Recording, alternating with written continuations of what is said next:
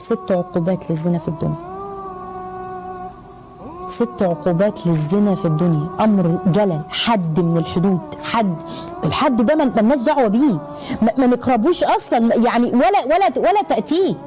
اول عاقبه في الدنيا الفقر، اياك والزنا فانه يورث الفقر.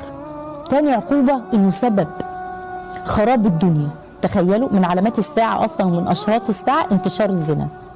ثالث عقوبه في الدنيا ما فشي الزنا في قوم الا وكسر الموت فيهم، موت الفجأة بقى، موت بأمراض ملهاش علاج. حديث النبي صلى الله عليه وسلم ما فشت الفاحشة في قوم وأعلنوا هو كده، لا احنا جاي مش عارف مش عايزة أقول لكم ايه، مش عايزة أقول لكم مدى الجرأة، صلى الله العفو والعافية للأمة، قولوا أمين. وأعلنوا ده إلا فشي فيهم الطاعون والأوجاع اللي ملهاش علاج أصلا.